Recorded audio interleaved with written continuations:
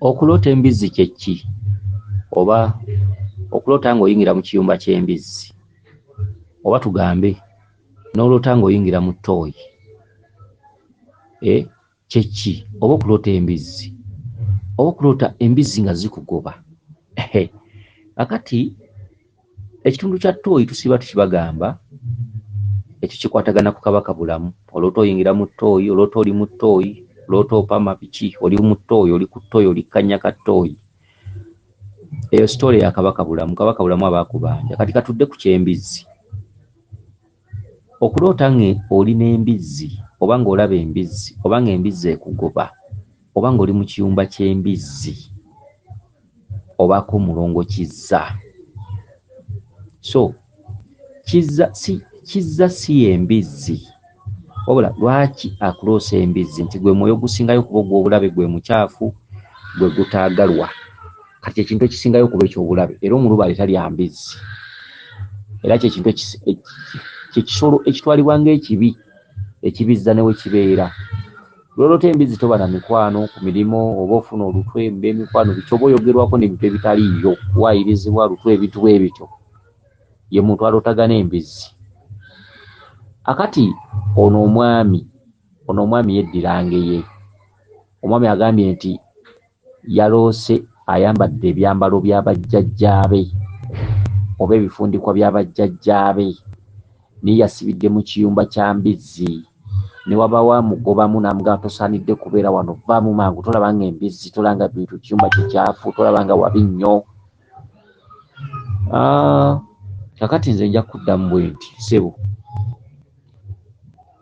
oyinza okuba ogoba ku nsonga z'abajjajjaabo, oyinza okuba waweebwa ekifundikwa ky'abajjajjaabo, oba nga waweebwa ekkanzu y'abajjajjaabo.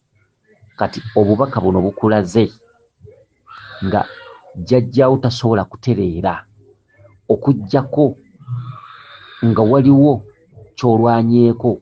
Jjukira nti tukola lubaale ono nga tumugja mu bubaka.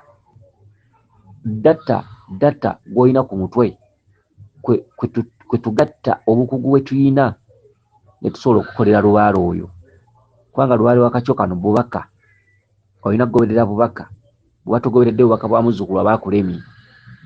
Kati ssebo, oyinza okuba waweebwa olugoye lwa jjajjaawo, kyokka jjukira jjajjaawo y'alina okweyasa gwe okusobola okukola lubaale oyo. Kitegedde, kintu kiri kimu. Bw'obeera wakuweebwa ddagala,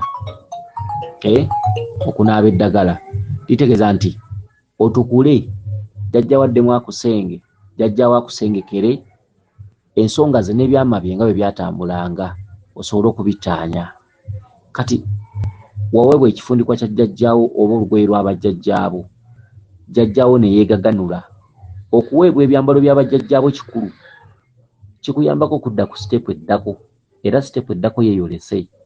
Kati jjajjaawo akaayanye, gwe wennyini okyalina ekizibu, kizza kubanja, era okyali mubi nnyo, era n'ennyama ye ekyali mbi nnyo, kizza kubanja.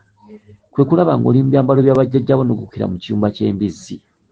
Oli nakugamba tosaanidde kubeera wano, tolaba nga kikyafu, tolaba nga wabi, tolaba nga wajama. Vaawo mangu. Okitegedde, otegeeramu ki? Ssebo, olina okuweebwa ebyogo ebirimu omwenge n'obinaabira ennaku 4, n'oweebwa ebyogo ebirimu amalwa n'obinaabira ennaku 4, n'oweebwa ekyogo eky'amata n'okinaabira olunaku lumu, nze ennaku 9. Ne bw'oba wanaabako ku ddagala, kati eno siteepu ndala jjajjaawo agikulaze. Ebyogo ebyo bw'obimala, olina okubikka ku mulongo kizza n'omugabula amata, amagi.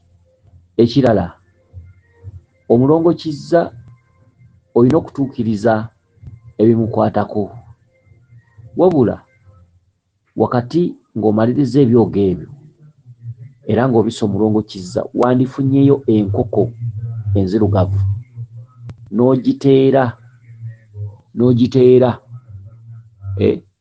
ku bukiro bwa kizza oba ku nnyanga ya kizza. Kyokka enkoko eyo mu kugita erina okuteekebwako ku mutwe. Bw'omala oggita onakozesa omukolo gw'alina ogikuteeka ku mutwe n'agiteera okwo, n'egenda n'ebyo ebikutuddeko talina gikuyisaako, wabula alina gikuyimiriza ku mutwe n'agita yo ne yeebuukira oba ne yeebuusa ku mutwe gwo yo nga yo. Awo ojja kulaba nga oteredde. Enkoko eno nekkokoolako buli kikyamu kikuliko enziro n'obukyayi n'enge naki ebiri mu myoyo gy'abajjajjaabo oba obulabe obuli mu myoyo gy'abajjajjaabo. Nsuubira okuba nti obubaka buno obutegedde bulungi. Oyo kizza yabukuwadde, naye kizza oyo okukola akantu ke obulungi okusinziira ku bubaka bwo ngeri gye bulazeemu obujama.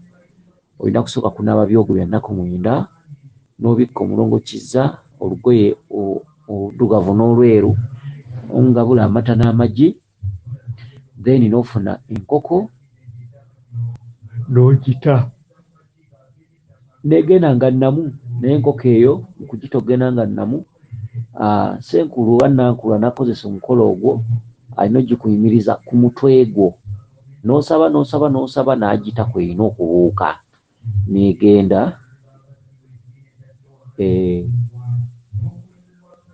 Enkoko erina kuba nga nzirugavu. Bw'oli musajja erina okuba nga mpanga.